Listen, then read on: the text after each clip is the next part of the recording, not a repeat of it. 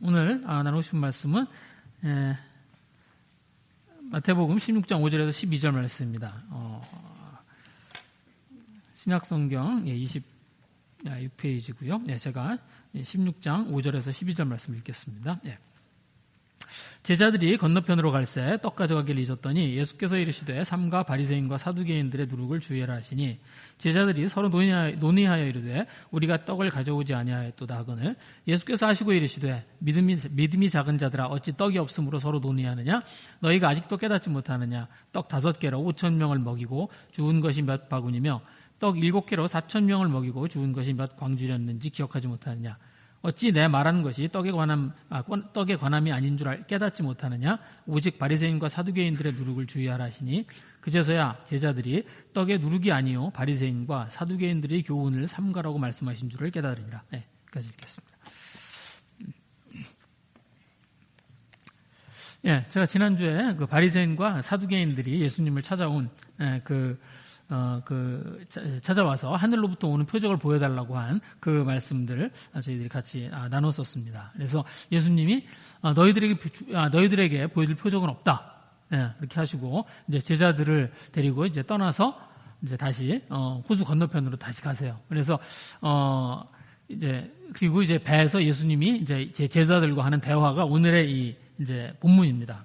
그래서 이제 배에서 예수님이 그 바리새인과 사두개인들 그들을 만나고 이제 같이 배를 타고 오면서 이제 예수님이 제자들에게 그들에 대해서 경고를 하세요. 그래서 6절 말씀이 이제 그 경고의 말씀입니다. 예수께서 이르시되 삼가 바리새인과 사두개인들의 누룩을 주의하라. 그래서 바리새인과 사두개인들의 누룩을 주의하라고 하세요.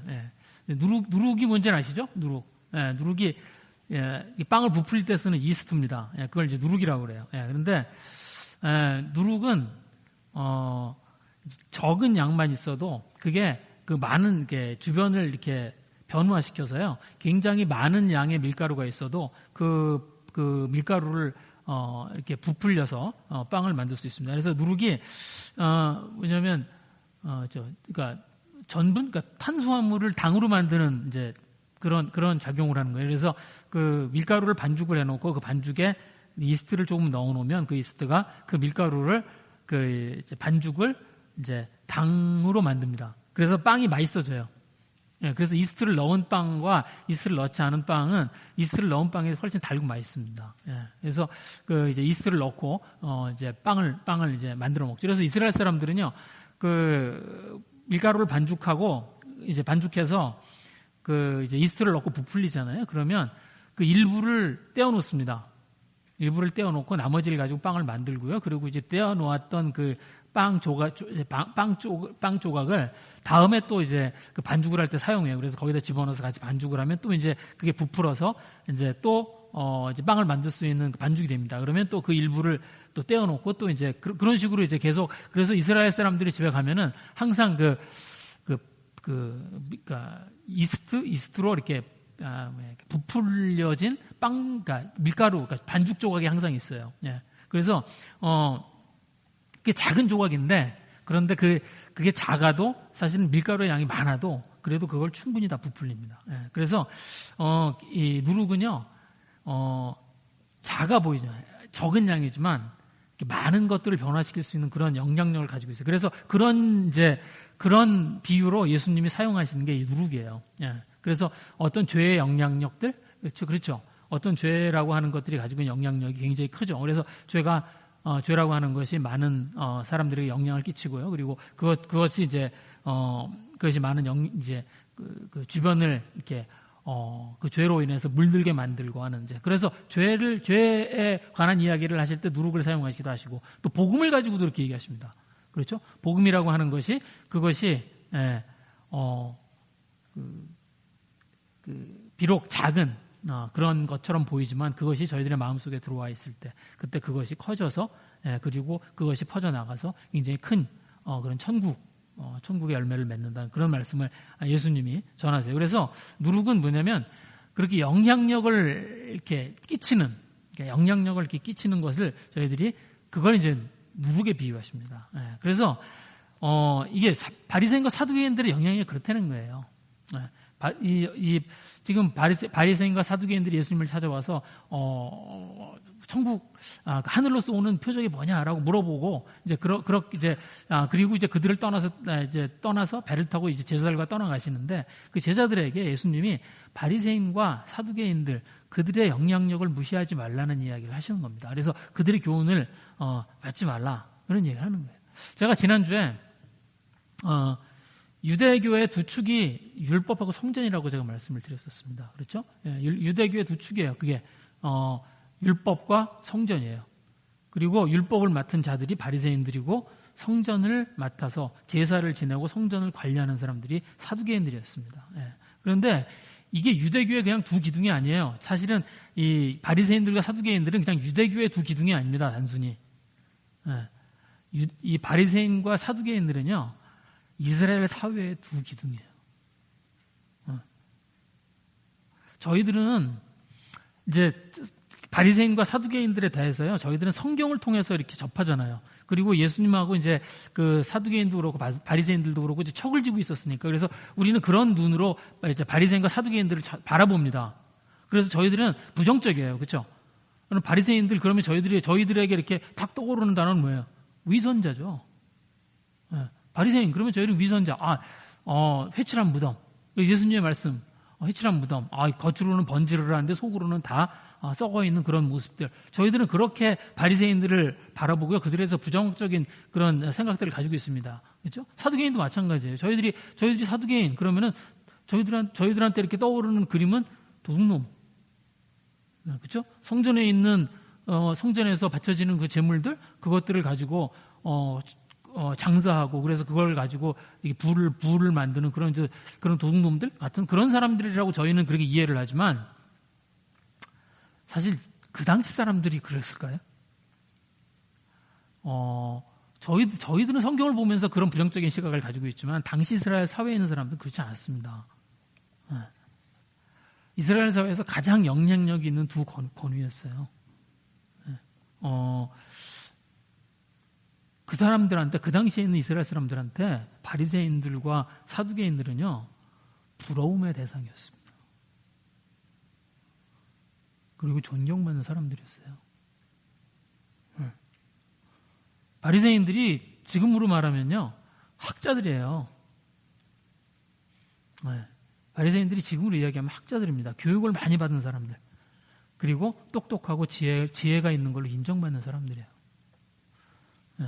바리새인들은 뭐예요? 바리새인이라는 건 타고나는 그 신분이 아닙니다. 자기가 획득하는 거예요. 자기가 자기의 능력과 자기의 노력을 가지고 획득하는 신분이에요. 그래서 저희들이 알고 있는 대표적인 바리새인이 누구예요? 바울. 바울이 바리새인이잖아요. 그리고 바울을 가르쳤던 선생님이 가말리엘이라는 선생님입니다. 그 가말리엘이라는 선생님이 굉장히 존경받는 사람이에요. 지금까지도 존경받는 그런 랍비입니다. 바리새인이 되려면 어렸을 때 그 랍비, 어떤 랍비의 문화에 들어가요. 그래서 그 문화에서 자라야 됩니다. 그런데 이스라엘에는 지금은 저희들이 학교를 다니지만 이스라엘은 교육기관이 없었어요. 그 당시에 교육기관이 없었습니다. 그래서 그 랍비가 운영하는 사학이 그게 교육기관이에요.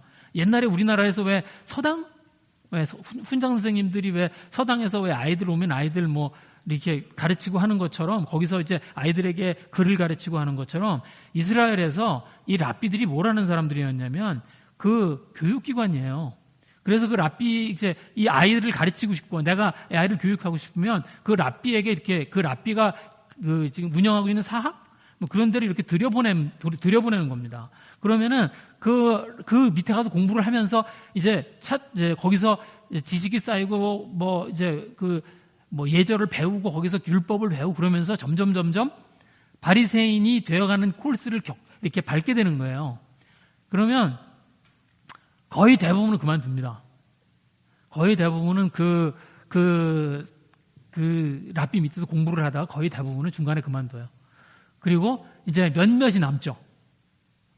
그래서 이제 그 중에서 똑똑하고 이제 공부를 잘하고 이제 그런 친구들이 몇몇이 남아요. 그러면 그 중에서 이제 나이가 30살이 넘어야 돼요. 일단 이제 바리새인이 되려면 30세가 넘어야 됩니다. 30세가 넘는 사람 중에 준비가 됐다고 생각하는 사람, 그 사람을 그 랍비가 이제 추천을 해요. 그러면 그 다른 바리새인들이 이렇게 쭉 모인, 랍비들이 쭉 모인 그런 커미티가 열립니다. 그런 그 커미티 앞에서 시험을 봐요. 그래서 그 시험을 패스하면 그러면 바리새인이 되는 겁니다. 네. 그래서 바리새인이 되는 게 쉬운 게 아니에요. 근데 생각해보세요. 어렸을 때 그 랍비 밑에 들어가서 그때부터 30살이 될 때까지 있어야 되거든요. 그러니까 그 랍비 밑에 들어가서 적어도 20년을 넘게 있어야 돼요. 저희 그 요세푸스라고 하는 사람이 유대사를 썼습니다. 쓴 이제 유대사. 그래서 그게 이제 그 책이 그 이스라엘의 역사를 이렇게 저희들이 이렇게 성경 말고 이제 이렇게 볼 수 있게 해주는 그 유명한 책이에요. 근데 요세푸스 책에 보면 예수님 당시에 그 유대인들이요 6,000명이었어요. 바리새인들이 6,000명이었어요. 전체 이스라엘에 6,000명이었습니다. 네. 그런데 대충 계산해 보면 이스라엘 사람들이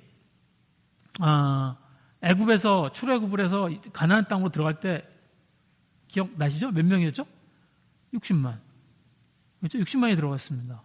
그런데 제가 이렇게 찾아보니까 고대 사회에 고대 국가들이 옛날에 인구 증가율이 1년에 0.0005%인가 그래요. 네. 그런데 이제 그 출애굽을 해서 가나안 땅에 들어갈 때 60만. 예수님 당시까지 1500년이 됐습니다. 예수님이 계실 때가 출애굽으로부터 1500년 후예요. 그럼 이때로부터 시작해서 1500년이 지난 후까지 인구 증가율을 이렇게 계산을 해보면 대충 어느 정도 되냐면 한 150만쯤 돼요. 네, 아마 150만 넘을 거예요. 왜냐하면 역대에 보시면은 그 다윗이 인구조사할 때가 나옵니다. 그렇죠? 그때 다윗 왕이 인구조사를 했을 때 이스라엘의 성인 남자들 그게 인구조사라는 게 뭘 조사하는 거냐면 군인의 숫자를 헤아리는 거예요. 싸울 수 있는 사람의 숫자를 헤아리는 거예요. 네, 그래서 그게 110만이었거든요. 그러니까 아마 더 될 거예요. 한 150만에서 200만쯤 될 거예요. 그때 남자의 숫자가 예수님 당시 이스라엘의 남자의 숫자가 150만에서 200만쯤 됐을 겁니다. 그럼 그 중에 6,000명. 그러면 0.3%?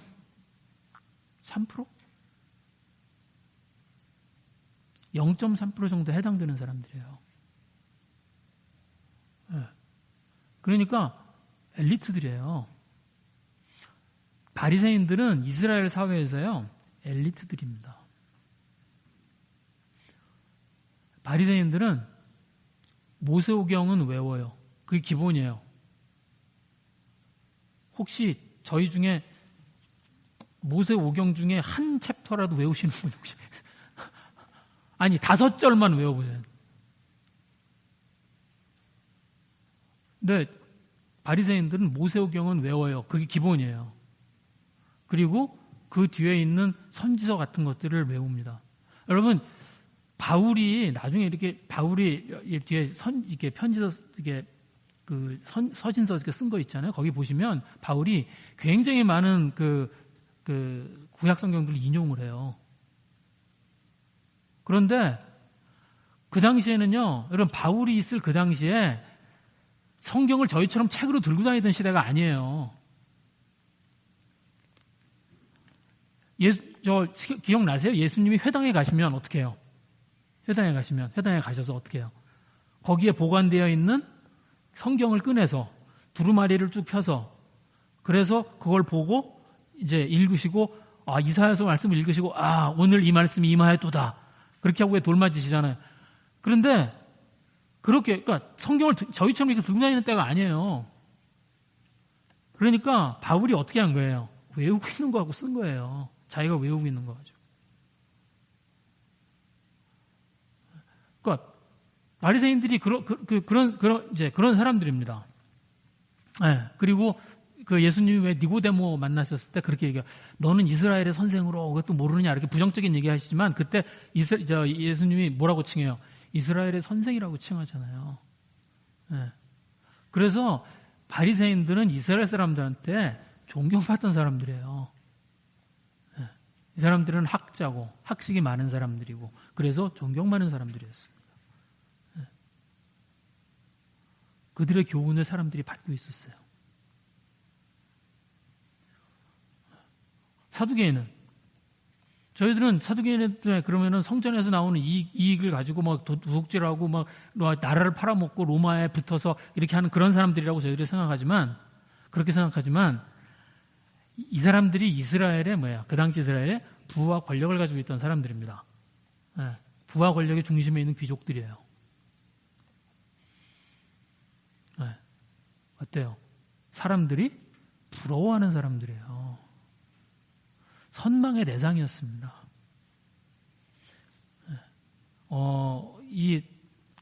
금수저들. 왜, 명품 두르고 다니는 사람들. 그래서 사람들이 따라하죠.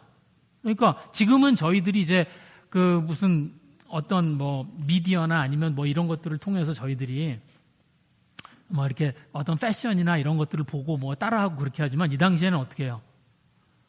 이 사람들이 옷 입고 다니는 걸 보고 사람들이 부러워하고요. 이 사람들이 옷 입고 다니는 걸 보고 따라 입고 이 사람들이 뭐예요? 패션을 만들어내고 그러던 사람들이에요. 이상하죠? 사두개인들이 그랬다고 그러니까 너무 좀 되게 이상하게 들리잖아요. 그런데 그런 사람들이에요. 여유 있는 삶을 살던 사람들이고요. 부를 누리고 있었던 사람들이고요. 예. 그리고 그래서 사람들이 이 사람들을 보면 부러워하고 선망의 대상이 되던 사람들입니다. 나도 저렇게 좀 살아왔으면 좋겠다. 그런 사람들이에요. 그런데 사실은 지금도 마찬가지죠. 그래서 이들이 가지고 있는 영향력이 있어요. 그 사람들은 그런 사람들, 굉장히 학식이 있고 그래서 존경받고 있는 어떤 선생님들이 주는 영향력, 그 다음에 어떤 지위가 있고 어떤 부와 지위가 있는 사람들이 가지고 있는 영향력, 그것들의 영향을 받습니다. 그렇죠? 지금도 마찬가지예요. 지금도 저희들이 인정하는 권위가 있습니다. 이게 뭐냐면 뭐예요? 지식으로부터 비롯되는 권위, 그리고 부와 권력으로부터 비롯되는 권위를 저희들이 인정합니다. 사람들의 시선이 거기에 집중돼요.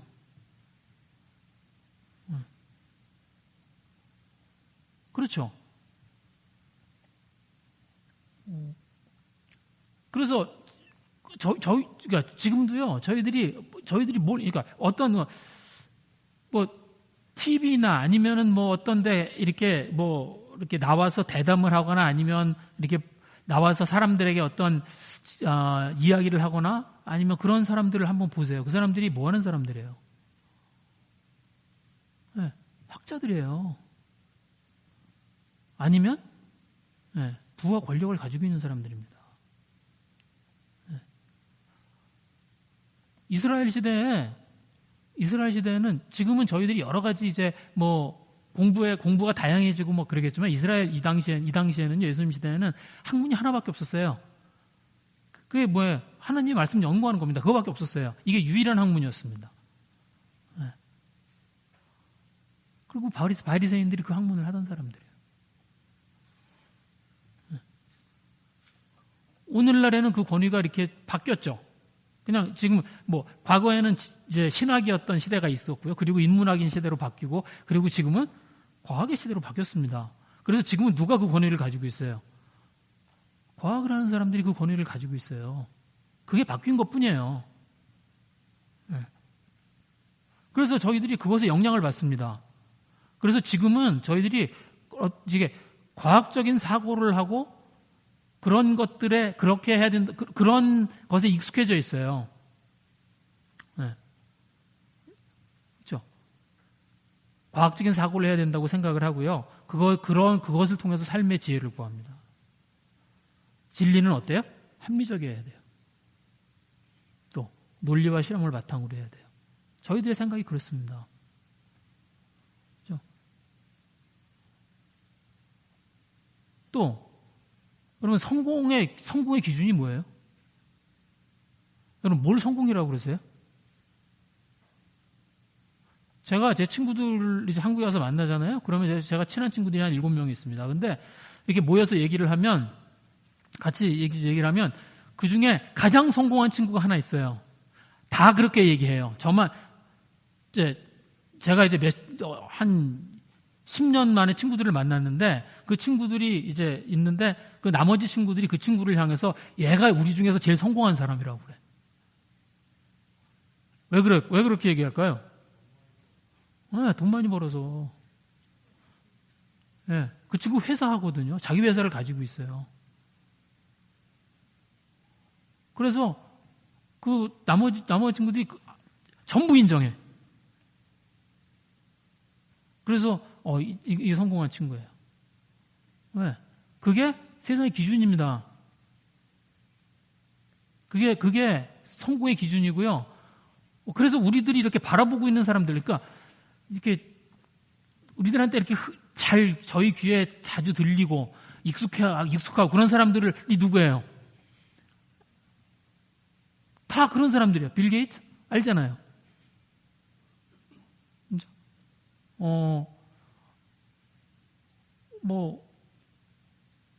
앨런 머스크 다 그런 사람들이죠.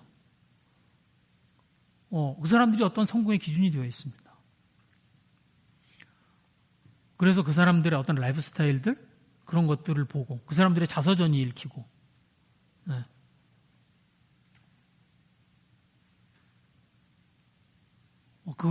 그들을 선망의 대상으로 생각하고 그들을 부러워하고, 네.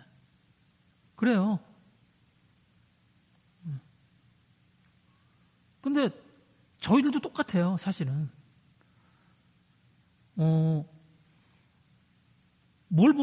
언제 그거 저희들이 쉽게 알 수 있냐면요. 아이들 키워보면 압니다. 아이들을 향해서 뭘 원하세요?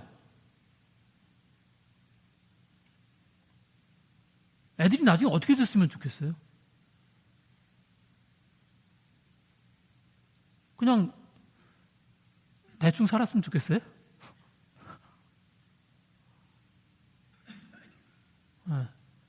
애들이 공부를 잘하거나 아니면 돈을 잘 벌거나 그랬으면 좋겠어요. 아니다.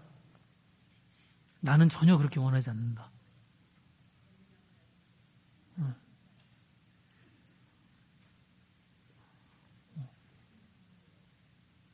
그만큼 뭐예요? 이 어떤 지식에서 나오는 권위와 그리고 돈과 그 권력에서 나오는 권위, 여기에 영향을 깊이 받습니다.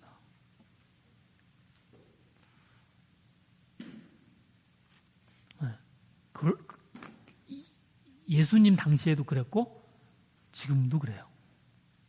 지금 저희들에게도 똑같은 그런 저희를 지금 똑같은 영향권 속에서 살고 있습니다. 그래서 예수님이 바리새인과 사두개인의 누룩이라는 얘기를 하시는 거예요. 그것을 주의하라. 그런데 이제 예수님이 그 이야기를 이렇게 하시는데 제자들이 잘 못 알아들어요. 그죠? 오늘 이제 이 이야기가 이렇게 나옵니다. 삼가 바리새인과 사두개인들의 누룩을 주의하라 하시니 7절 말씀이래요. 제자들이 서로 논의하여 이르되 우리가 떡을 가져오지 아니하였도다. 그러니까 제자들이 그 이야기를 잘 못 알아들어요. 네. 그리고 이제 제자들이 예수님이 우리가 떡을 놓고 와서 떡 때문에 그런 얘기를 하시나 보다 이렇게 이야기를 합니다. 그런데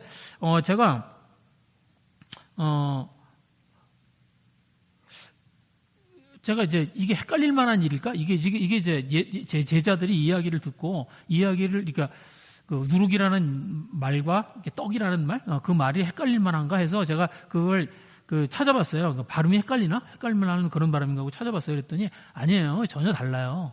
네. 제가 그래서 아람어, 그러니까 이게 여기에는 이제 성경에는 그리그로 써 있지만 이제 원래는 아람어잖아요. 그래서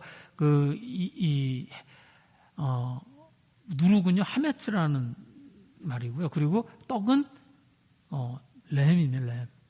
근데 베들레헴 아시죠? 베들레헴이 떡집이잖아요. 네, 베들레헴. 베델이 하나님의 집이고 베들레헴이 떡집이잖아요. 그래서 레헴이에요. 그래서 이렇게 서로 헷갈릴 만한 그런 단어가 아니에요. 네. 그런데 제자들이 그 이야기를 듣고 그리고 이게 지금 예수님이 우리한테 떡 이야기를 하시네 하고 그렇게 알아들어요.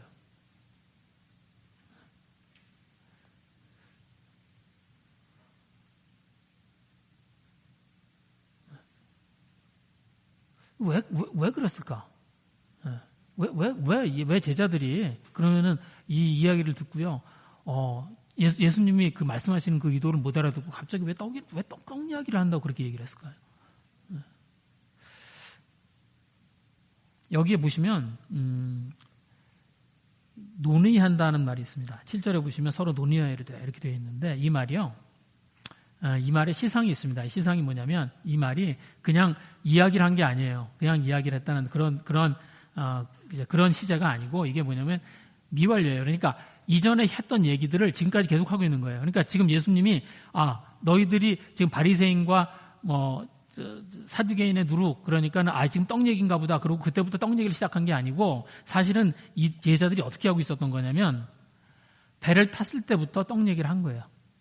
배를 탔을 때부터 시작해서 떡 얘기를 시작해서 지금 계속 떡 얘기를 하고 있는데, 예수님이 그 중간에 제자들에게 바리새인과 사두개인의 누룩을 조심하라고 그 얘기를 툭 던지신 겁니다. 네. 그러니까 무슨 말이에요? 제자들은 배를 탔을 때부터 그 마음에 빵이 있었던 거예요.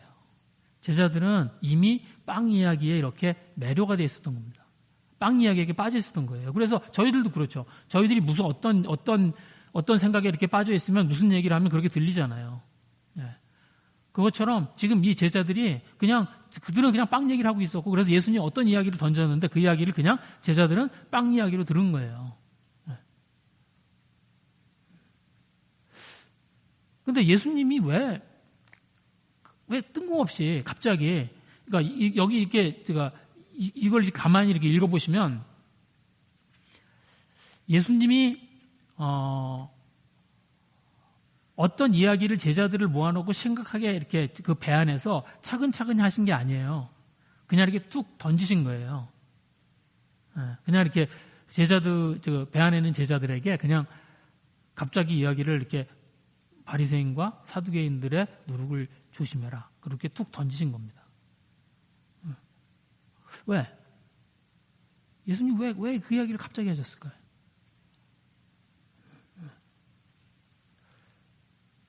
그 전에 무슨 일이 있었어요? 제가 아까 처음에 말씀드렸지만 그 전에 바리새인과 사두개인들이 찾아왔습니다. 그리고 바리새인과 사두개인들이 찾아와서 예수님한테 뭐예요? 표적, 하늘로서 오는 표적을 보여달라고 그렇게 물어봤어요. 그랬더니 예수님이 어떻게 해요? 너희들한테 보여줄 표적은 뭐 요나의 표적밖에 없다. 그리고 악하고 음란한 세대들에게 뭐 보여줄 건 없다. 그리고 그냥 그 자리를 떠나버리십니다.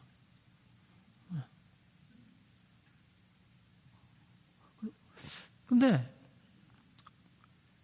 예수님이 제자들을 보니까 왜 제자들한테 갑자기 그 이야기를 하셨을까? 제자들이 그 영향권 속에 있는 거예요. 제자들이 그런 영향권 속에 있는 것 같다 보이는 거예요. 그러니까 뭐 이런 겁니다. 예수님이 그 바리새인과 사두개인들이 와서 이제 표적을 좀 보여달라고. 그러면 예수님이 그냥 좀 바리새인과 그 사두개인들에게 조금 좀 나이스하게 대하시면 안 될까?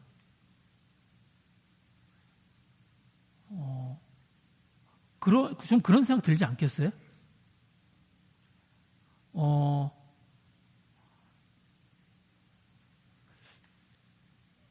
지금 이제 예수님에게 이제 많은 사람들이 찾아오고요. 그리고 예수님을 찾아온 많은 사람들 예수님 고쳐주시고 또 예수님이 그런 일들을 하시고 또 말씀을 전하고 그러시면서 예수님이 점점 유명해져 가고 계셨습니다. 그래서 왜 이 사건이 있기 전에 왜 그 갈릴리 호숫가에 사람들이 모였을 때 굉장히 많은 사람들이 모이잖아요. 그래서 이전에 있었던 사건이 뭐냐면 그 빵을 만들어서 예수님이 그러니까 떡 7개와 물고기 2마리로 4,000명을 먹이시잖아요. 그래서 그만큼 사람들이 많이 모이고 예수님한테 오고 있었어요. 그런데 이 사람들이 주로 오는 사람들이 어떤 사람들이에요? 가난하고 그냥 못 살고 힘든 사람들, 아픈 사람들, 뭐 이런 사람들이에요. 그래서 이 사람들을 고치고 이 사람들한테 말씀을 전하고 예수님이 유명해지긴 하는데 인생에 도움이 안 돼. 제자들의 보기에는 그러죠. 제자들이 예수님이 조금 더 중앙으로 좀 나가셨으면 좋겠어요. 예수님이 그런 생각이 들 것 같아요. 예수님이 좀 더 이렇게 바리새인과 아니면 사두개인이 찾아왔을 때 그 표적을 보여달라고 그러는데 그냥 좀 예수님 능력이 없는 것도 아니고 좀 표적을 좀 몇 가지 좀 보여주시고 그리고 그들과 좋은 관계를 맺으시고 그래서 그들과 좀 인맥을 만들고 그래서 예루살렘에 가시고 그 예루살렘에 가셔서 조금 더 이렇게 좀 중앙에 좀 더 이렇게 좀 주류가 되셨으면 좋겠다라는 그런 마음들. 네. 그랬으면 좋겠어요. 왜? 이들은 사두개인과 그 바리새인과이 주는 그런 교훈들 속에서 살아온 사람들이에요. 그렇죠. 이 사람들이 그동안 바라보고 왔었던 이 제자들이 바라보고 이때까지 살았던 세상은 그런 곳이었습니다. 그런데 그래서 예수님이 오셨어. 그럼 예수님도 이제 랍비로 오셨어요. 그러면 랍비로 오셔서 조금 더 유명해지시고 조금 더 주류에 속하셨으면 좋겠고 좀 여기 바리새인이나 아니면 사두개인들처럼 조금 좀 그런 분이었으면 좋겠는 거예요.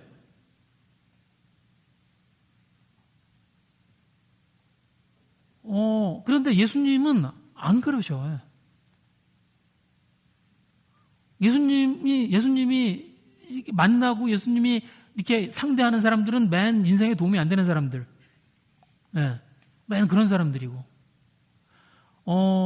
예수님이 하시는 말씀들은 잘 알지도 못하는 천국에 대한 이야기고. 예수님의 말씀을 들으면 말씀이 재미있고 좋기는 한데, 그런데 뭐예요? 현실감은 없어 보입니다. 네.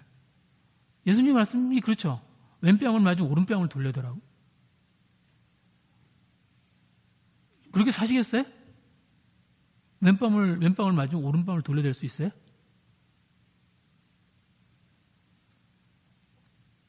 원수를 사랑하라고? 원수가 사랑이 돼요? 아니, 집에 있는 가족도 사랑하기 힘든데? 좁은 문으로 들어가라고?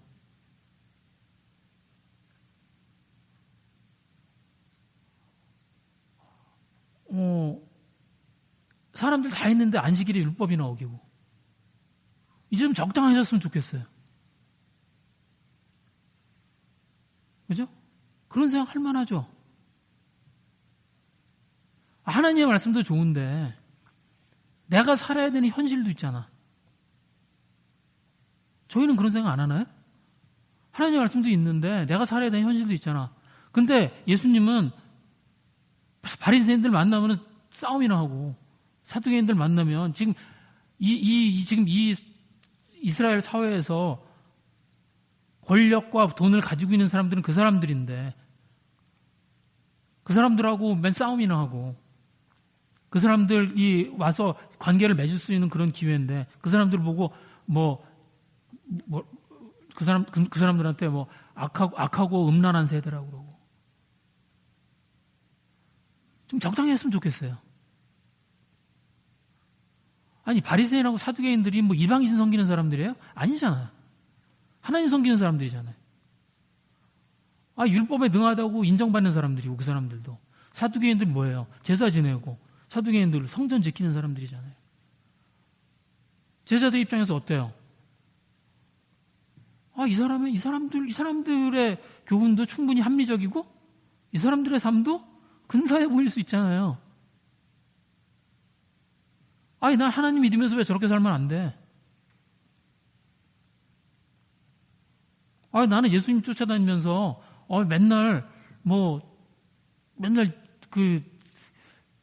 배고프고 그래야 되나? 아니, 이 일 있기 전에 무슨 일이 있었어요? 이 일 있기 전에, 저희들, 떡 7개와 물고기 2마리로 4,000명 먹일 때. 그때 어땠어요? 그때 보시면, 여기 보시면, 제가 그 말씀, 여기 드렸네?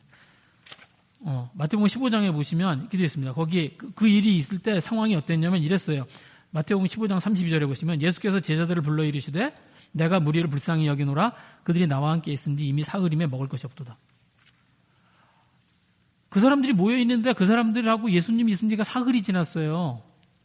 그래서 그 사람들이 먹을 게 없어. 그래서 이제 떡 7개와 물고기 2마리를 가지고 그걸 만들어서 그들을 먹이신 거예요. 그러면 무슨 얘기예요? 여기 같이 있던 제자들은. 이 제자들도 굶었다는 얘기예요. 거기서 같이. 그 예수님이랑 같이 다니면 이런 일이나 하고 가서 밥이나 굶고.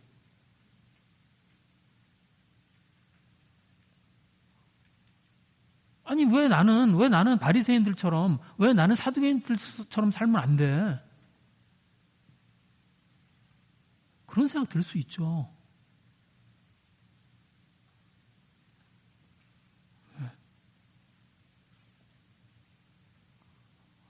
그 예수님이 뜬금없이 그 얘기를 하시는 거예요. 제자들한테. 배를 타자마자. 그리고 제자들 데리고 나오시잖아요, 거기서. 여러분, 이거 마가복음에 보시면요.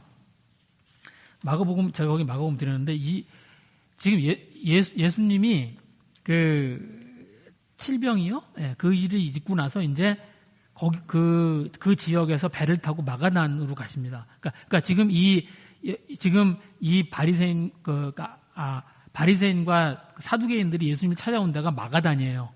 그러니까 이게 같은 지역인데 마태복음에는 마가단이라고 되어 있고 마가복음에는 그 지역 이름이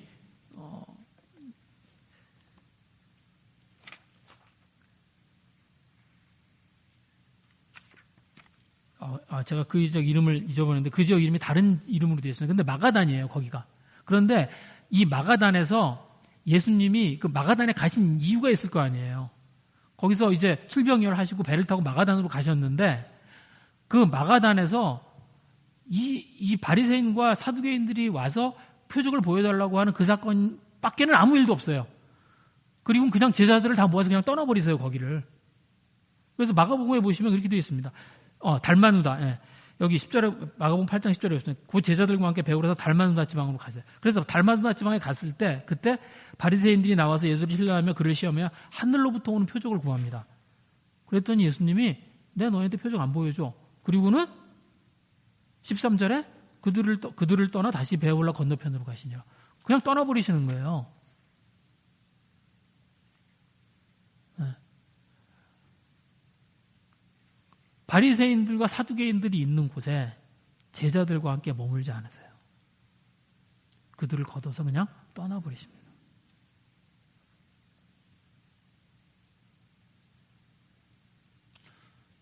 네. 그래서 예수님이 제자들한테 배 타시면서 던진 말씀이에요. 바리새인과 사두개인의 누룩을 주의하라.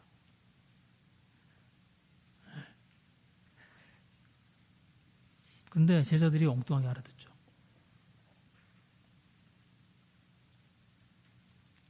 그리고 제자들은 그 탈 때부터 뭐예요? 그 마음에는 빵이 있었습니다. 근데 저희들도 그래요. 네. 저희들도 저희들이 예수님을 믿고 저희들이 하는 신앙생활이 있습니다. 그런데 저희들이 예수님을 믿기 전에 아니면 저희들이 이미 속해 있는 우리들의 삶 가운데서요. 이미 바리새인과 사두개인과 같은 그런 영향권 속에서 살아왔습니다. 그게 저희들의 뿌리 깊은 속에 들어있어요. 네. 그래서 저희들도 그런 생각이 듭니다. 아니, 현실이 있잖아.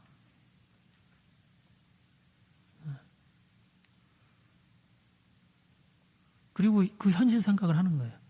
근데 그 현실이요, 현실을 생각하는 게 잘못된 게 아니에요. 그 현실을, 지금 내가 내 앞에 있는 코앞에 있는 현실에 대한 염려가 있잖아. 그러면 그 현실에 대한 그 염려가 정말 잘못된 거냐? 아니에요. 그런 게 아니에요. 오늘 여기 보시면 이 제자들이 지금 빵의 생각을 막 하고 있습니다. 그래서 예수님이 하는 이야기를 잘못 들어요. 그런데 제자들이 쓸데없는 염려에 사로잡혀 있는 게 아니에요, 지금. 여러분, 제자들이, 지금 예수님하고 제자들이요, 한 10여 명이 같이 지금 다니고 있는 거예요. 그렇죠? 지금 제자들과 제자들과 예수님. 그러면은 12명에다가 예수님까지면 13명, 적어도 13명. 아마 더 될 거예요. 아마 그 제자들만 따라다니는 게 아니라 아마 그 이외에도 성경에 나오진 않지만 좀 더 따라다녔을 겁니다. 그래서 예수님의 무리가, 예수님이 같이 다니는 그 무리가 그래도 한 20, 30명 됐을 것 같아요. 그런데 여러분, 20, 30명이 여행을 같이 다니고 있다고 생각을 해보세요. 지금처럼 밖에 나가서 뭐 음식을 사 먹고 그럴 수 있는 때가 아니잖아요. 그럼 뭘 어떻게 해야 돼요? 20, 30명 여행 다니면. 우리 피크닉 갈 때 뭐 해요? 제일 먼저, 우리 피크닉 준비하면 제일 먼저 뭐부터 해요? 예? 예, 먹을 거부터 챙기잖아요. 그렇죠? 그래야죠. 지금은 이 당시 이스라엘이라는 데가 뭐 동네 지금처럼 무슨 맥도날드 가서 뭐 사 먹고 그럴 수 있는 데가 아닙니다. 예. 그럼 어떻게 해야 돼요? 이 무리들이 돌아다니려면 누군가는 뭘 해야 돼요? 먹을 것을 챙겨야 돼요.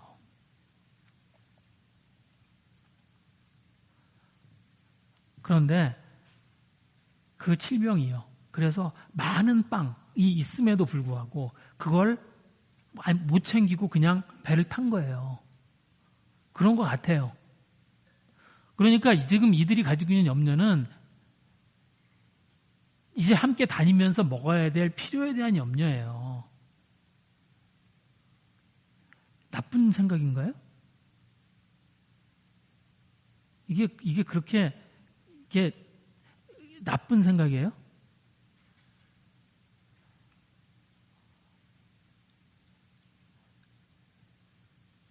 필요한 현실에 대한 염려들을 합니다. 그렇죠? 저희들도 저희들의 필요에 대한 염려들을 해요. 저희들이 가지고 있는 염려들이 그냥 막 허황된 게 아니에요. 그런데 저희가 필요하다고 생각하는 것에 대한 염려 때문에 저희가 뭐래요? 예수님의 말씀을 잘못 듣습니다.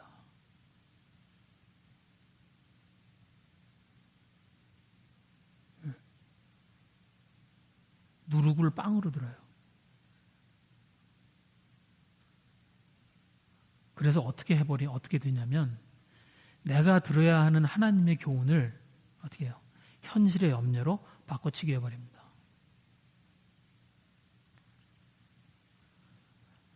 예수님의 이야기를 탁 듣고 그리고 이들이 어떻게 해요? 그 다음에 한 게 예수님이 바리새인과 사두개인들의 누룩을 주의하라. 그러니까 이들이 어떻게 해요? 서로 논의해요. 이러되 서로 이야기해요. 그래서 예수님이 그걸 보시고 이제 그 예수님이 하신 말씀이 겁니다. 믿음이 작은 자들아 어찌 떡이 없으므로 서로 논의하느냐. 저희가 예수님으로부터 들어야 되는 교훈, 예수님으로부터 들어야 되는 말씀을 뭘로 해요? 현실의 염려로 바꿔치기를 해요. 그러면 현실의 염려로 바꿔치기를 하면 그때부터 뭘 해요? 그 얘기하면서 살아요. 그 얘기하면서 삽니다.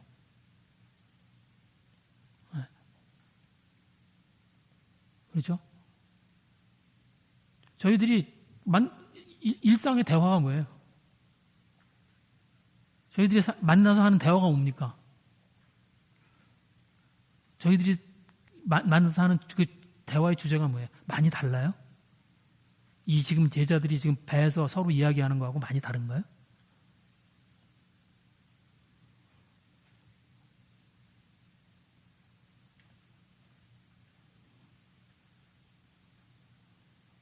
그래서 예수님이 이 말씀 하시는 거예요. 그러면 예수님이 지금 이 제자들한테 무슨 얘기 하는 거예요? 야, 너희들이 이 믿음이 없는 것들아, 세상을 초월하고 말씀을 의지하고 살아야지. 지금 이게 뭐야? 그 얘기 하시나요? 예수님이? 아니에요. 예수님이 그렇게 얘기하시는 거 아닙니다. 예수님이 뭐라고 그러세요? 9절 10절 말씀입니다. 너희가 아직도 깨닫지 못하느냐?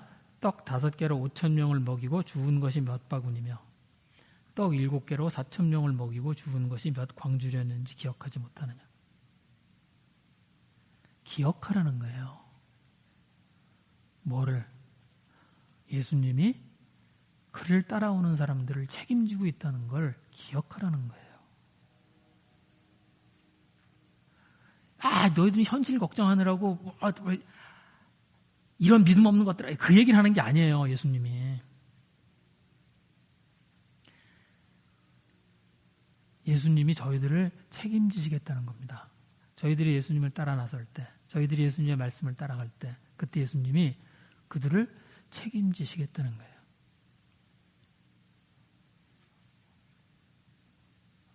그래서 이 말씀하는 거예요.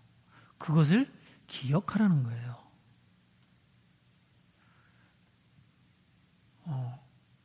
저희들은 어떤 그 공포감이 있는 것 같아요. 예. 그래서 이제 두 가지, 제가 이제 여기 보시면, 이런 일이 있었습니다. 지금 칠병이어의 이제 사건이 일어났거든요. 지금 이거 일 전에. 근데 칠병이어의 사건이 일어날 때 이제 이런 겁니다. 제자들에겐 이런 경험이 있는 거예요.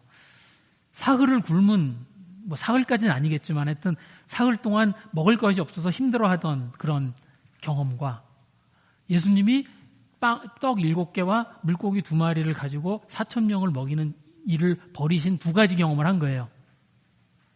그러면 어느 쪽을 기억해야 돼요? 어느 쪽을 기억해야 돼요?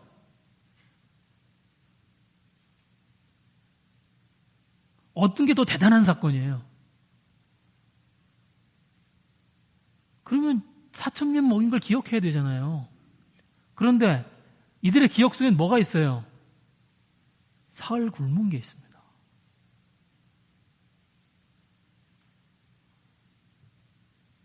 기억이 잘못된다는 거예요. 그런데 한번 저희들이 가지고 있는 염려를 한번 생각해 보세요. 저희들이 가지고 있는 염려. 많이 다른가요?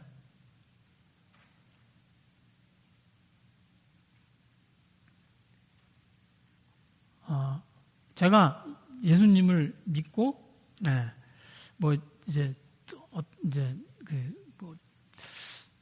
그 후로 예수님을 믿고, 그리고, 이때까지 제가 살아온 시간들을 이렇게 생각해 보면 그렇습니다.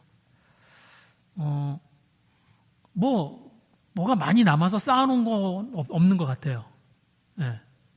근데, 제가 저의 필요를 돌볼 수 없을 정도로 부족해 본 적 한 번도 없습니다.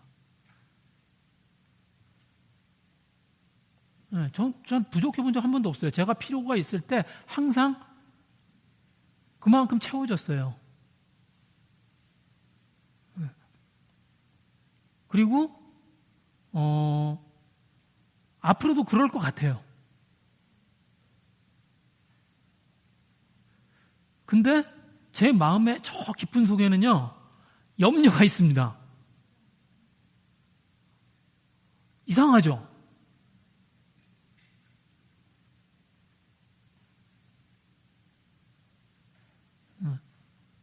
기억하라는 거예요. 그런데 뭐가 저희들로 하여금 그 기억, 바른 기억으로 가지 못하게 만드냐면 이런 겁니다. 이런 거.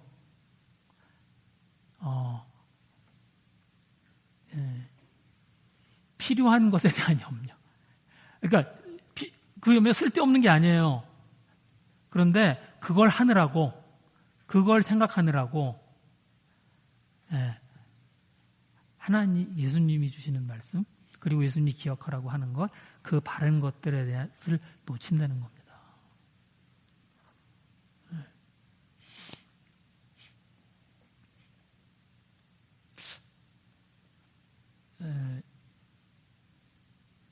그걸 놓치잖아요.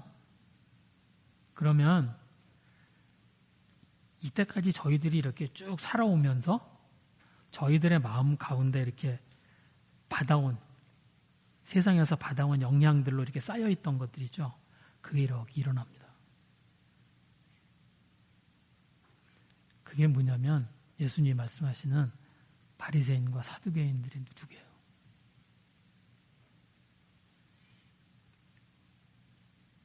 그걸 걱정하기 시작해요.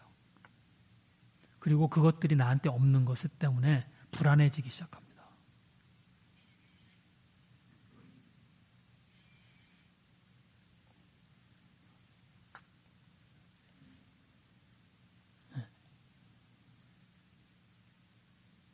저희들도 그래서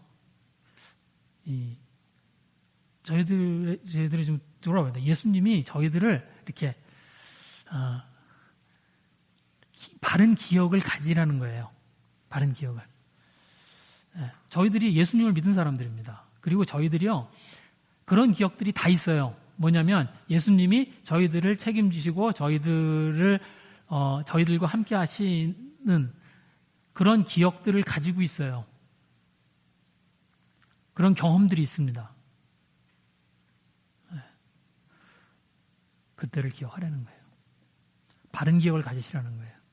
사흘 굶은 기억을 갖지 말고 예수님이 그들을 먹이신 기억, 그곳으로 돌아가려는 겁니다. 저희들이